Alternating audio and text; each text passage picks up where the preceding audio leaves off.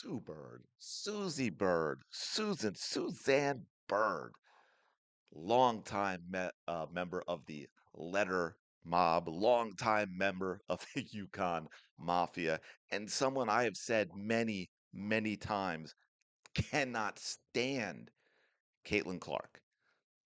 Some people have been fooled. I get it. I understand because one thing she's done a lot better than some other people is she's been very sneaky about it. She's tried to walk that line so that she can take advantage of Caitlin Clark, get her on her podcast and things like that.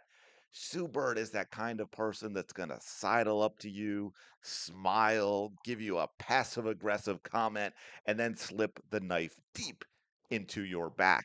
So I want to play this clip because you can listen to her passive aggressiveness in here, but also because I want to talk about the subject matter that she's bringing up. Because here we are now in the end of Caitlin Clark's third year, and we're still hearing about this, and I haven't really talked about it in depth in quite a while. So this gives me an opportunity to do so. Hopefully, if you haven't seen the videos from way back, maybe you learned something a little new, or it gives you a little ammo to talk about it for when all the fools bring up turnovers. Yes, this is the Chicago Sky game.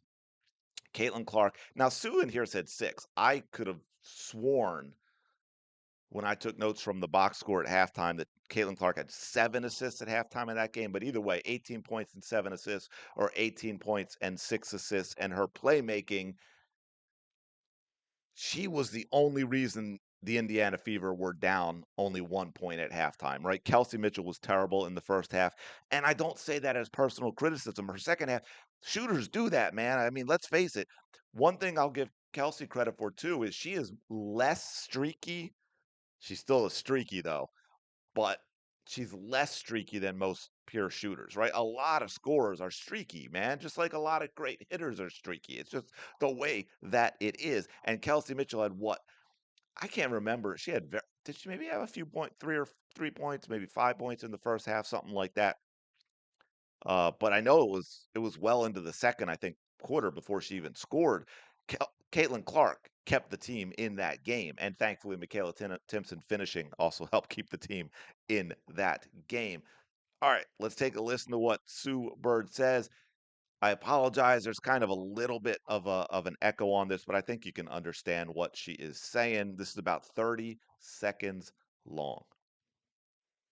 Michaela Timpson doing a great job making herself available with AB not being in the line. Yeah, to go along with this impressive play in the first half, she's obviously having a great season, is 5 turnovers. And I bring that up. She has 6 assists, 5 turnovers. Those 5 turnovers, Chicago has turned into points on the other side. So that's where you want your point guard to stay aggressive, which she's doing a great job of playmaking, but find a way to limit those turnovers at the same time. Yeah, listen, and she plays really well against Chicago. She's averaged so far 29 points, 10 assists in the first couple of meetings they've had so far this season. So what you didn't hear at the beginning, what led into that. Now, Cheryl Miller finished up with the Michaela Timpson talk, but she was complimenting as they were showing highlights. I wasn't seeing the highlights; it was Caitlin's stats on the board. But Cheryl Miller was complimenting the way Caitlin Clark was playing. Again, 18 points, 7 assists in the first half, shooting very well. Got Michaela Timpson her 8 points, who was 4 for 4, and Sue Bird.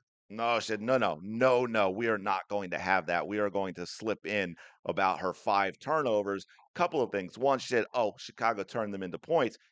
Interestingly, she didn't say how many points because if I'm remembering correctly, I think the Fever had a total of 9 turnovers and Chicago had 9 points, and Chicago had something like 14 turnovers that the Fever turned into like 28, 29 points or something like that. Uh, but again, this is the Caitlin Clark hate that we get all the time. It's the same old thing. Turnovers. She can do is shoot threes. It's just like over and over and over again because these people aren't thinkers. They've just been told what to say because of their hatred for Caitlin Clark, and they just repeat the same old crap. So I want to take a look. I want to show you something really quick and talk a little bit about these turnovers. Here are some all-time leaders in turnovers. Let's look at the NBA. LeBron James. Now these are totals, right? We'll get into averages too, and because some people scream, but we'll show that that's wrong as well. LeBron James, Russell Westbrook, Karl Malone, James Harden, John Stockton, Kobe Bryant, Jason Kidd, Moses Malone, Kevin Durant, Isaiah Thomas, Hakeem Olajuwon, Patrick Ewing, Paul Pierce, Magic Johnson, Reggie Theus, Steve Nash, and we could go on and on with great names: Tim Duncan, Charles Barkley, Dwayne Wade, Shaquille O'Neal, Steph Curry, Dwight Howard, Allen Iverson, Scottie Pippen, Robert Parrish, Kevin Garnett, Mark Jackson, Andre Miller, Chris Paul, Carmelo Anthony, and keep going. And they're all, you know what 90% of these guys are? Hall of Famers. You know what 90% of the rest of them are that aren't Hall of Famers? Future Hall of Famers. And what we get is a lot of people scream, "Oh my God," but that's because they played a long time. Yeah, let that sink in for a second. Despite all the turnovers, they had long careers in which they played a lot of minutes in order to get all of those turnovers, which means what?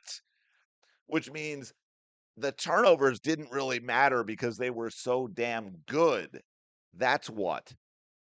Okay? I mean, it ain't hard to comprehend, folks, but if you want, we can look at the averages. We can look at the averages, the all-time list for that. Trey Young, Luka Doncic, Russell Westbrook again, Magic Johnson sitting at number 4 all time in the per game.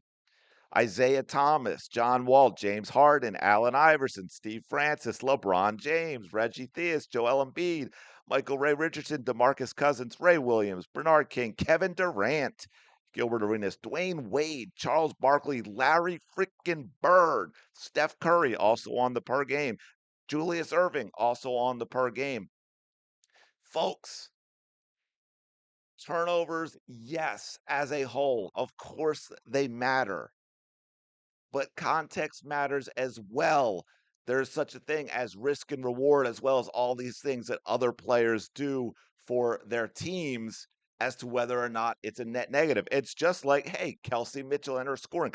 That's all she brings. And I don't mean to make that sound like what she brings isn't important when I say that's all she brings, but she is a scorer. And what you need is certain things around her to limit the negatives and the other things she doesn't do so that the scoring can be done at such a clip that it is a positive for the team. It's why certain players in the NBA, even ones that have made the Hall of Fame, don't have titles because all they were was scorers, right? And team success wasn't really there because they didn't have the other pieces around to turn that scoring into a net positive. Think about I don't know, the NFL for a while. Now nowadays with it's so many limits on the defense. Quarterbacks don't throw as many interceptions as they used to. When you were allowed to hit the quarterback and hit the wide receivers, and there wasn't this defenseless receiver stuff, and you didn't get flagged 15 yards because you breathed on the quarterback, or your finger came within an inch of nudging his helmet. You look at some of the guys in the Hall of Fame, what the guys they'd call gunslingers, like Brett Favre comes to mind, John Elway comes to mind. These were guys who had no fear of trying to make big time plays when needed, right? And so you had that risk and reward. And yeah, there was a lot of risk, which means you had a lot of interceptions. Caitlin Clark plays for the most part. It's actually kind of amazing. She has such a high basketball IQ that it's not as high risk as a lot of us think, but she definitely plays what I would call a little bit of a high risk game for sure. But, that's part of what allows her to do all the other things that she does that makes her great. Sue Bird is just another example of the jealousy and the envy that so many of these players have, because Caitlin Clark has come into the league and has shown you that the league never really was that good. Sorry to the legends of the game, but it's just never been that good. It's just never been very good basketball. That's just the way it is. I mean, even with men, when you start with sports, a lot of times, there's an evolution. I'm not trying to knock women, but the matter of the fact is, this, I think, more so than all of the major sports we know, is the one where it's just not, it's just not there, right? Like, I can watch women's soccer knowing there's a difference and love it. I love watching women. I've talked about this before. I love watching women's softball, women's gymnastics, women's tennis, right? Uh, but basketball is just not as high on that list. And Caitlin Clark is showing you that these players were never really that good to begin with. Because again, you look at what she's doing to these career statistics, right? I saw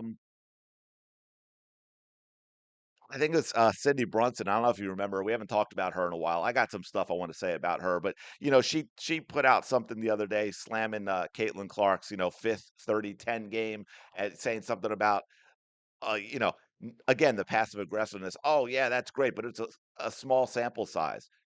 Wait, what? The entire history of the WNBA and every player who's ever played in it is as big a sample size as you can get because she wanted to downplay the fact that Caitlin already has 5 30-10 games and the entire freaking WNBA in its entire history had 4. Think about that for a second. Seriously, let that sink in. I don't think we really appreciate some of these numbers Caitlin has put up in that type of context. 4. Not 4. The next player doesn't have 4. The entire league and every player who's ever played in every single game that's ever been in the WNBA for 30 years. 4 games, not 4 by a player. 4 games have had a 30-10 player. Caitlin Clark has already done it 5 times and she's basically played 2 seasons.